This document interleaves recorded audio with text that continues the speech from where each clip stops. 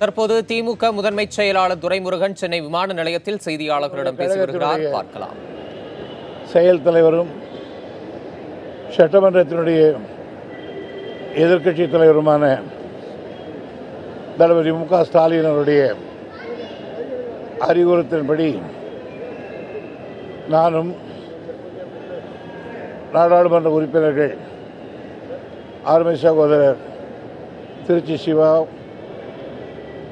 ஆலந்தூர் பாரதி ஆகியோரும் இன்றைக்கு கவர்னர் பொறுப்பை தமிழ்நாட்டுக்கு சேர்த்து பார்க்கின்ற ஆளுநர் அவர்களை பம்பாயில் சந்தித்து எங்கள் கட்சியின் சார்பில் மனு ஒன்று கொடுத்திருக்கிறோம்.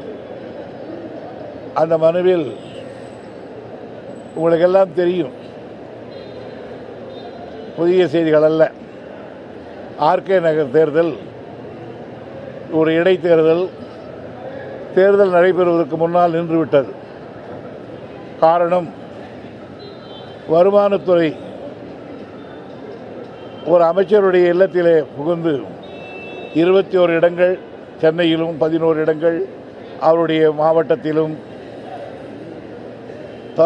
தரோவாக அவர்கள் ரைட் செய்த பொழுது சுமார் 4.5 கோடி ரூபாய்க்கு மேலே கேஷும் 80 கோடி ரூபாய்க்கு வருமானமுள்ள தங்கமும் கிடைத்தது மட்டுமல்லாமல் அவர்களுடைய சொந்தமான பல்வேறு இடங்களில் எம்எல்ஏக்கள் உட்பட கிடைக்கப்பட்ட டாக்குமெண்ட்டுகளை எல்லாம் வருமான வரித்துறை பரிசோதனை செய்த பொழுது முதலமைச்சராக இருக்கிற எடப்பாடி பழனிசாமி தலைமையிலேயே அமைச்சர்கள் ஒரு குழு ஒன்று அமைக்கப்பட்டு ஒவ்வொரு அமைச்சரும் எத்தனை ஆயிரம் பேர் வாக்காளர்களுக்கு பணம் கொடுப்பது, ஒரு வாக்குக்கு எவ்வளோ கொடுப்பது, அப்படியானால் ஒவ்வொரு மந்திரியும் எத்தனை கோடி ரூபாய் செலவழிப்பு கொடுப்பது என்று ஒரு பட்டியல் போட்டு பணத்தை விநியோகித்திருக்கிறார்கள் என்ற செய்தியையும் வருமானத்துறை தீவிரமாக ஆராய்ந்து ஒரு அறிக்கையை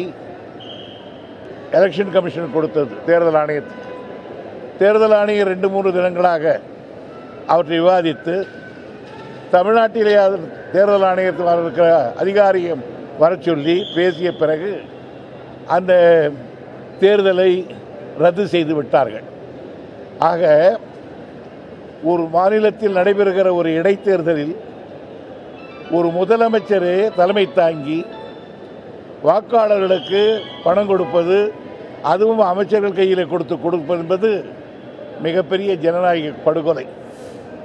இதைவிட கேவலம் தமிழ்நாட்டுக்கு வேறொன்று இருக்க முடியாது. ஆகையினால தாங்கள் ஏற்றுக்கொண்ட பொறுப்பேற்கிற பொழுது சட்டத்துக்கு உட்பட்டு நாங்கள் அமைச்சர்களாக பணியாற்றுவோம் என்றுதான் கவர்னர் முன்னால் பதவி பிரமாணம் எடுத்தார்கள். ஆனால் அந்த பதவி பிரமாணத்தை மீறி சட்டத்துக்கு புறம்பாக தண்டிக்கக்கூடிய குற்றங்களை செய்திருக்கிற காரணத்தால் இந்த அமைச்சர்கள் மீது உரிய நடவடிக்கையை கவர்னர் தான் எடுக்க வேண்டும். யார் எந்த புகார்கள் கொடுத்தாலும் அமைச்சர்கள் மீது வழக்கு தொடுக்கிற பொழுது கவர்னருடைய பரிந்துரை தேவைப்படுகிறது. எனவே கவர்னருடைய பிரஷர், விருப்பம் இருக்கிற வரையில்தான் இவர்கள் ஆட்சியில் இருக்க முடியும். எனவே இத்தகைய தவறு இழைத்திருக்கின்ற, தெரிந்தே செய்திருக்கின்ற, கீழ்த்தரமான வேலையில் இறங்கியிருக்கின்ற ஆளுங்கட்சிக்காரர்களும் அமைச்சர்களும் அதிகார துஷ்பிரயோகத்தை செய்து அதிகாரிகளையும் போலீஸையும் தங்களுடைய செயலுக்கு உடந்தையாக செய்திருக்கிற காரணத்தால் இந்த அமைச்சர்கள் மீது உடனடியாக நடவடிக்கை எடுக்க வேண்டும். அது மட்டுமல்லாமல் இது குறித்து மேலும் விசாரிப்பதற்கு ஒரு சிபிஐ என்கொயரியும் கவர்னர் அவர்கள் ஆணையிட வேண்டும். அது மட்டுமல்லாமல் இந்த ஆட்சி இனிமேலும் தொடர்வது தார்மீகத்துக்கு நல்லதல்ல, ஜனநாயகத்துக்கு நல்லதல்ல, நாட்டுக்கு நல்லதல்ல. இது வழிகாலத்தில் இருப்பவர்கள் இன்னும் அவர்கள் தான் மந்திரி சபையில் இருக்கிறார் என்று கேட்டால் அதை விட கேவலம் ஒன்றுமில்லை.